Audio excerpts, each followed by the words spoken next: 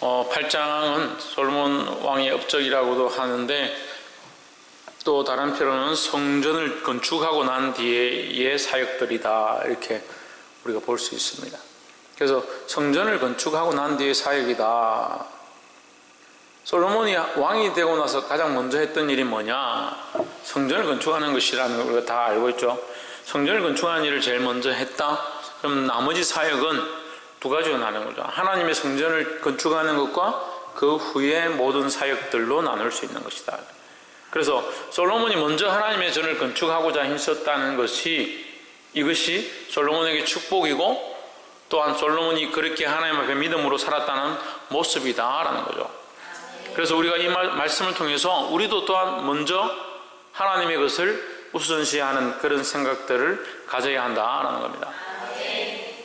8장 1절에 보시면 솔로몬이 여호와의 전과 자기의 궁궐을 20년 동안에 건축하기를 마치고, 성전을 먼저 건축하고 그 다음에 뭘 하느냐? 2절에 보시면 후람이 자기에게 준 성읍들을 다시 건축하여 이스라엘 자손으로 거기 거하게 하니라. 이 후람이 이제 다윗과 친구였습니다. 다윗 아버지, 그러니까 솔로몬의 아버지와 친구였어가지고 다윗에게 아주 절친한 또 신복으로 다윗에게 여러 가지 조공들을 바치고 했는데, 솔로몬이 이제 다윗이 죽고 솔로몬도 똑같이 후람에게 이제 화친을 청하는 거죠. 그래서 그것을 보고 후람이 그 성전을 짓는데, 우리가 기능공들과 백향목들을 수원해서 해로로 바다로 보내겠다 해가지고 보내가지고 그 성전을 짓는데 많은 도움을 줍니다. 거기 보답으로 솔로몬이 이스라엘 백성들이 거하지 않는 땅들을 이렇게 추스려서 그 땅을 후람에게 주는데, 후람이 별로 마음에 안 드는 거죠. 주려면 좀 좋은 데를 옥토가 있고 또 백성들이 잘 거하고 그런 데를 주지, 사람도 잘 살지 않고 땅도 별로 좋지 않는 것을 주느냐, 이렇게 생각하면서 별로 기뻐하지 않습니다. 그래서 기뻐하지 않으면 뭐 어쩔 수 없지 하면서 솔로몬이 이 8장 2절에서 거기다가 성을 건축해 가지고 백성들이 거기 살 수 있도록 하는 거죠. 그렇게 하니까 이스라엘은 더 오히려 영역이 확장되어지고 유익한 일이 되었다라는 거죠. 그래서 이 말씀들을 쭉 보면 3절 솔로몬이 가서 하맛 소바를 쳐서 취하고, 또 4절에 광야에서 다드모를 건축하고 하맛에서 모든 국고성을 건축하고, 5절에 윗벳호른과 아래벳호른을 건축하되 성과 문과 문빗장이 있게 하여 견고한 성읍을 삼고, 6절에 국고성과 모든 병거성과 마병의 성을 건축하고, 솔로몬이 또 예루살렘과 레바논과 그 다스리는 온 땅에 건축하고자 하는 것을 다 건축하니라 했습니다. 솔로몬이 먼저 뭘 건축했느냐? 하나님의 성전을 건축하고 나서 또한 이 일들을 하기 시작했고, 이 일들을 할 때에 하나님께서 그에게 성립케 하시고 번성케 하시고 확장케 하는 은혜를 베푸셨다라는 겁니다. 그래서 그가 이 건축의 일들을 마칠 수 있었다. 먼저 뭘 했느냐? 하나님을 우선시하는 생각들을 가지고 이 사역들을 했다라는 것을 볼 수 있습니다. 그래서 성전을 건축하는 것과 그의 나머지 사역으로 볼 수 있는데, 성전을 먼저 건축함으로 그의 나머지 사역도 뭐가 됐다? 하나님이 축복하시는 일이 되었다라는 것입니다. 다시 봅시다. 성전을 건축하는 일은 주의 일이고 하나님 영화롭게 하는 일이었습니다. 그의 사역은 그냥 왕으로서 왕의 사역이라 볼 수 있지만, 그가 먼저 성전을 건축하고 나머지 일들을 행할 때에 하나님 그와 함께 하시고 그에게 축복을 하심으로 그의 나머지 사역도 뭐가 되었느냐? 하나님이 함께 하시는 사역이 됐다는 거죠. 그래서 하나님이 함께 하시는 사역은 뭡니까? 하나님의 일이 되고 하나님의 영광되어지는 일이 되는 겁니다. 다시 말하면 솔로몬이 이 땅을 취하고 거기에 다른 성읍들을 건축하는 일이 그냥 그의 권세만 확장하는 일이 아니라, 그가 이것을 건축해 나가고 확장해 가는 것이 오히려 누구의 영광이 되느냐? 하나님께 영광이 되었다라는 거죠. 좀 더 쉽게 얘기하면 하나님의 사람, 예수 믿는 사람, 그리스도인이라는 확실한 증거를 가지고 이 사람은 그리스도인이다, 이 사람은 하나님의 사람이다 하는 사람이 세상에 나가서 빛된 일을 하고 복음을 전하고 또 많은 사람들 바른 길로 이끌기도 하고 거기서 덕을 끼치고 좀 더 모범이 되고 좀 더 열심히 사는 모습들을 보면 그것은 뭐가 되느냐? 사람들이 보기에 그리스도인으로서 하나님의 자녀로 사는 모습이 되는 거죠. 그러면 이 삶이 뭐가 되는 거예요? 똑같이 삶을 살고 있지만 이 삶은 하나님께 영광되어지는 삶이 되는 거죠. 그럼 이 사람을 통해서 이 삶이 영광되어지고 하나님이 함께 하심으로 영광을 받으시니까 이 삶이 자기 개인의 삶이었지만 하나님이 영광 받으시는 삶으로 결국 하나님 앞에 드려진 삶이 되어지는 것입니다. 이 원리를 알아야 되는 거예요. 그래서 먼저 하나님께 드리기를 힘쓰고 먼저 하나님의 것이다 인정한 그 솔로몬을 통해서 그의 모든 인간적인 사역들도 하나님께서 받으셨던 것과 같이 우리 또한 하나님을 우선시하고 나의 우선을 하나님께 드리기 시작하면 나의 삶을 하나님이 영광으로 받으시는 줄 믿습니다. 또 두 번째 우리가 함께 나누고 싶은 말씀은 그럼 첫 번째 뭐라고요? 하나님 것을 먼저 드려야 한다. 먼저 지어야 된다. 뭐 지키는 뭘 지금 우리가 뭐 집을 지을 겁니까? 교회를 지을 겁니까? 먼저 하나님께 드려야 한다. 하나님을 우선시하는 생각, 그 하나님께 먼저 드리는 게 뭐예요? 하나님 우선시하는 생각이 되어져야 되는 거죠. 그리고 월급을 받아요. 월급을 받아도 하나님이 우선이고 이 월급을 주시니까 하나님이시다. 그래서 하나님께 드릴 것들을 드리면 나머지가 어떻게 돼요? 반대로 생각해봐요. 이게 하나님 주셨기 때문에 내가 그 10의 1을 하나님께 드렸다. 그럼 나머지는 뭐예요? 나머지는 뭐예요? 내 거예요. 와, 똑똑하네요.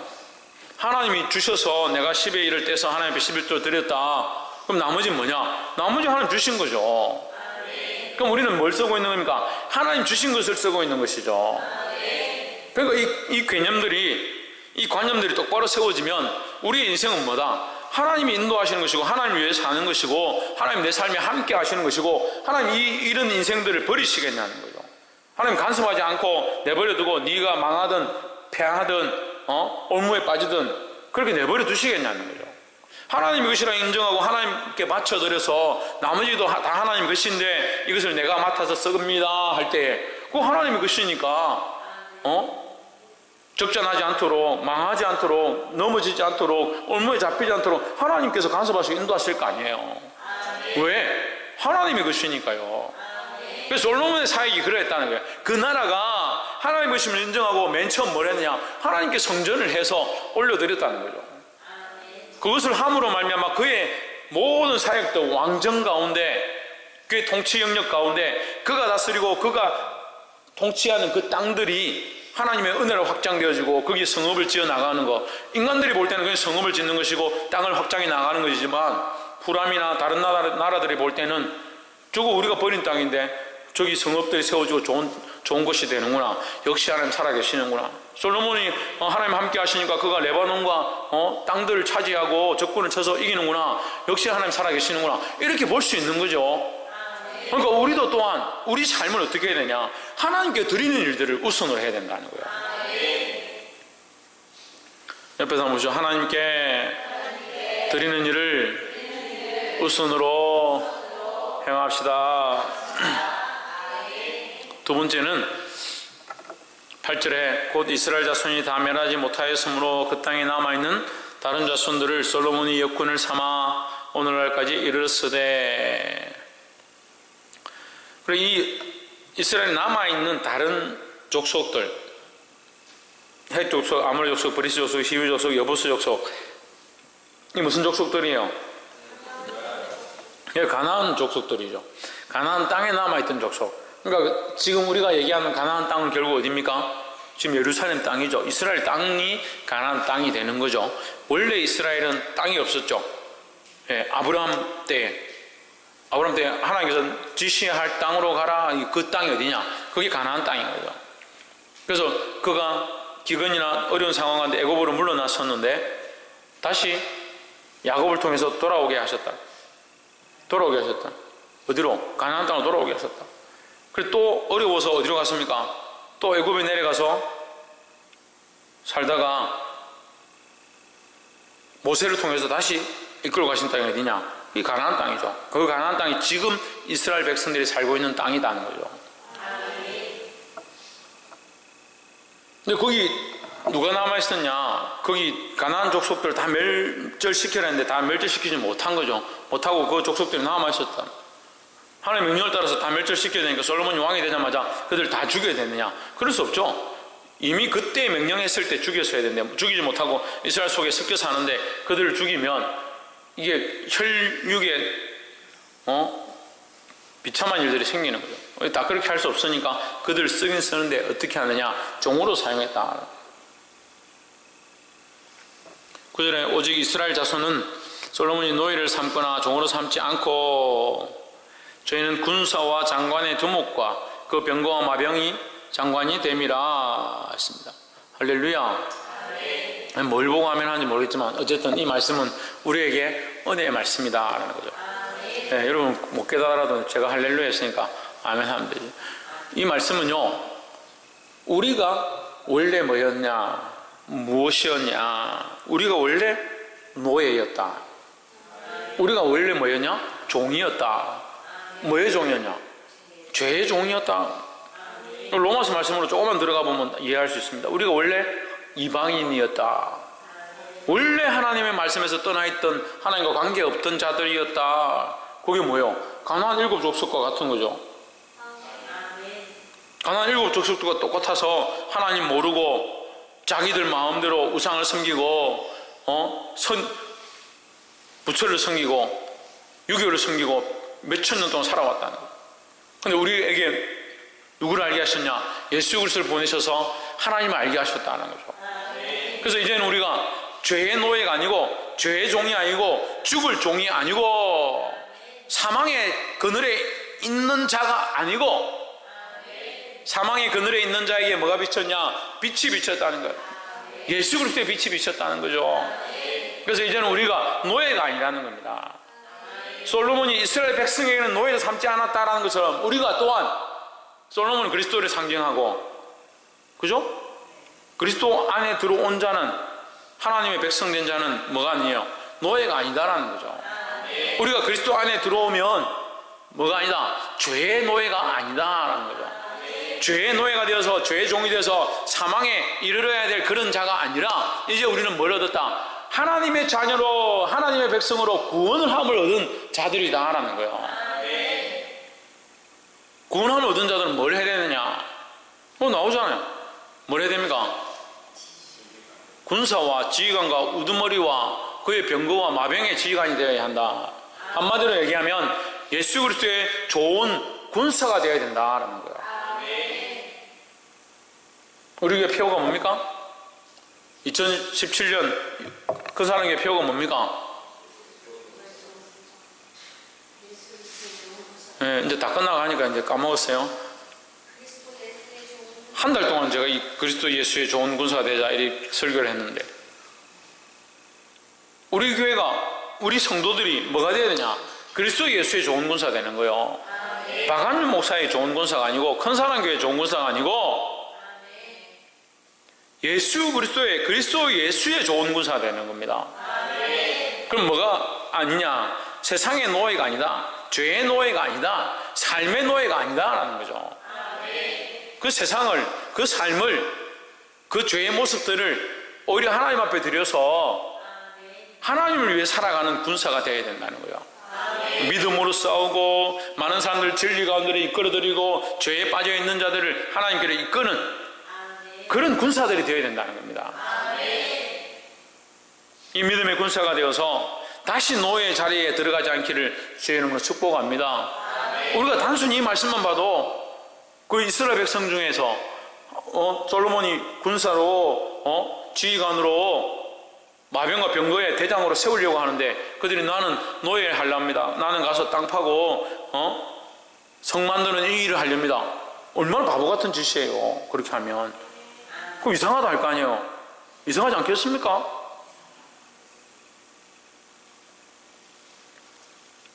근데 우리가 자꾸 그렇게 하는 거예요. 우리가 자꾸 다시 죄의 종이 되려고 하고 다시 세상의 종이 되려고 자꾸 내려간다는 거예요.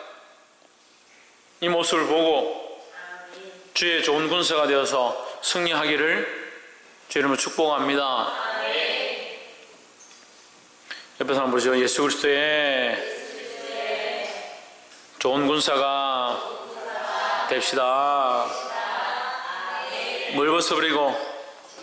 죄의 종의 모습을 벗어버리고. 할렐루야. 마지막으로 14절 말씀 봅시다. 솔로몬이 또 붙인 다윗의 정규를 쫓아 제사장들의 반차를 정하여 섬기게 하고 레위 사람에게도 그 직분을 맡겨 매일에 합의한 대로 찬송하며 제사장들 앞에서 수정 들게 하며 또 문지기로 그 반차를 쫓아 강문을 지키게 하였으니 이는 하나님의 사람 다윗이 전에 이렇게 명하였음이라 했습니다. 그 말씀이 굉장히 긴데요, 한마디로 하면 원래 정했던 대로 행했다, 다윗이 정했던 대로 솔로몬이 행했다, 이렇게 볼 수 있죠. 좀 더 하면 하나님의 말씀대로 이루었다, 하나님의 말씀을 지켰다, 이렇게 볼 수 있습니다. 성전 건축의 완공은요, 성전 건축의 완공은 건물의 완공이 아니다, 거기에 제사를 드려서 소를 많이 잡았기 때문에 완공이다, 그렇게 완공이다 하지 않는다라는 거예요. 그 하나님 말씀대로 온전히 지키는 것, 그것을 완공이다 라고 하는 거예요. 15절, 제사장과 레위 사람이 굽고 일이든지 무슨 일이든지 왕의 명한 바를 다 어기지 아니하였다. 16절 한번 보십시오. 솔로몬이 시작. 여호와의 전에 기초를 쌓던 날부터 준공하기까지 모든 것을 완비하였으므로 여호와의 전 공사가 결점 없이 끝나니라. 이제 끝났대요. 여러분 이상하잖아요. 처음에 끝났다고 했는데 여기 16절에 와서 이제 끝났다라고 하는 거예요. 그럼 이제 끝났다라는 말은 무슨 말이냐, 이 성전을 짓기는 지었는데 완공을 하긴 했는데 참 마무리는 뭐냐, 성전이 성전되어지게 하는 거죠. 성전을 짓고 제사도 드리지 않고 절기도 지키지 않고 매일 불을 밝히지 않고 거기 찬송하는 자들을 세우지 않고 문지기도 서지 않고 그냥 그 성전을 비워둔다면 그 성전의 역할을 못하게 하는 거죠. 성전이 성전되게 하는 것은 하나님 앞에 이 성전의 역할을 감당하는 것이다 라는 겁니다. 성전된 우리의 몸도 마찬가지다. 우리가 날마다 하나님의 말씀을 따르고 그 뜻을 따르고 말씀 앞에 서서 말씀대로 살고자 몸부림쳐야 된다는 거예요. 그래서 우리 교회도 마찬가지예요. 건물만 세워놨다, 사람들이 모이지 않는다, 기도하지 않는다. 저희 앞으로도 걱정해. 지금 우리가 뭐 한 10명 모이는데 점심 기도에 나오지 않기 시작하고 사람들이 오지 않으면 서너 명 앉아서 기도하고 나중에는 없어가지고 저 혼자서 영상으로 설계하고, 그럼 교회가 뭐가 돼요? 이 성전의 역할을 못하는 거죠. 성전이 세워졌다면 성전 건물이 중요한 게 아니라, 건물도 필요하지만 건물 안에 예배와 각 맡은 자들과 서로 섬기는 것들과 이것이 공동체 안에서 연합해서 잘 흘러가야 된다라는 거예요. 교회의 모습도 그러해야 하고 우리 자신도 내가 그리스도를 믿고 하나님의 성전이 되었다면 성전의 역할을 제대로 감당하고 그 안에서 믿음으로 살아가고 성령의 인도함을 받고 주를 위해 찬양하고 내 입과 귀를 지키고 문지기를 세우고 이렇게 하는 일들을 계속 해야 된다는 겁니다. 이것이 뭐다? 이게 참 끝나는 것이다, 참 완공이다 라는 거예요. 그리고 이것을 온전히 이루기까지 자라가서 그리스도의 장성한 분량에 이르기를 주의 이름으로 축원합니다. 왜? 그럼 우리가 하나님 나라 가면 완전히 이제 이거 완공되겠죠. 이제 그래 이제 건물로 치면 우리가 예수를 믿기 시작하는 거, 이제 교회를 지은 거예요. 예수를 믿기 시작한 게. 그 믿음으로 점점 교회를 세워가고 복음을 전하고 많은 사람들을 주님 앞으로 이끌어드리고 또 말씀을 똑바로 가르치고 하는 게 교회를 온전케 해가는 거예요. 그래서 어디서 완공되냐? 주님 앞에 가면 교회가 완공되는 거예요. 이 올려드린 바 된 하나님 앞에 드린 이 준공이 완공될 때까지 믿음으로 살아 승리할 수 있는 저와 여러분 되기를 주 예수 그리스도 이름으로 축복합니다.